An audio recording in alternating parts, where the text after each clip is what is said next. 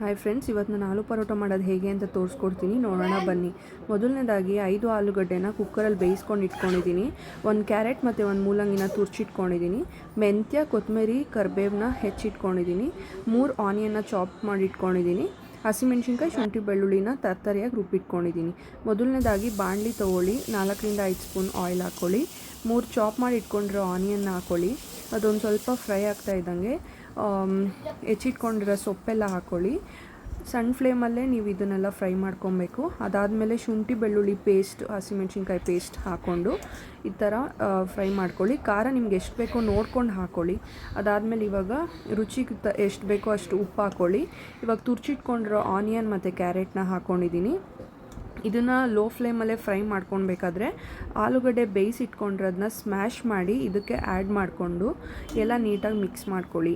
ಆಲೂಗಡ್ಡೆ ಎಲ್ಲ ಮಿಕ್ಸ್ ಆದಮೇಲೆ ಟೂ ಸ್ಪೂನ್ ಅಥವಾ 2.5 ಸ್ಪೂನು ಗರಂ ಮಸಾಲ ಹಾಕ್ಕೊಂಡು ಅದನ್ನು ಚೆನ್ನಾಗಿ ಮಿಕ್ಸ್ ಮಾಡ್ಕೊಳ್ಳಿ. ಈ ಥರ ಮೊದಲೇ ಕಲಸಿಟ್ಟಿರೋ ಚಪಾತಿ ಹಸಿಟ್ಟನ್ನ ಒಂದು ಉಂಡೆಯಲ್ಲಿ 2 ಚಿಕ್ಕ ಚಿಕ್ಕ ಉಂಡೆ ಮಾಡಿಕೊಂಡು 2 ಚಪಾತಿಗೆ ಒಳಗಡೆ ಈ ಥರ ಸ್ಟಫಿಂಗ್ ಮಾಡಿಕೊಂಡು ಒಂದ್ರ ಮೇಲೆ ಒಂದು ಚಪಾತಿ ಹಾಕ್ಬಿಟ್ಟು ನೀಟಾಗಿ ಸೈಡೆಲ್ಲ ಫೋಲ್ಡ್ ಮಾಡ್ಕೊಂಡು ಈ ರೀತಿಯಾಗಿ ಮಾಡ್ಕೊಂಡಿದ್ದೀನಿ. ಈ ರೀತಿ ಮಾಡ್ಕೊಳ್ಳೋದ್ರಿಂದ ತುಂಬ ಸಾಫ್ಟಾಗಿ ಬರುತ್ತೆ ಚಪಾತಿ. ದಪ್ಪ ಅನಿಸಲ್ಲ, ನಮಗೆ ಹಸಿಟ್ಟು ಥರ ಅನಿಸಲ್ಲ.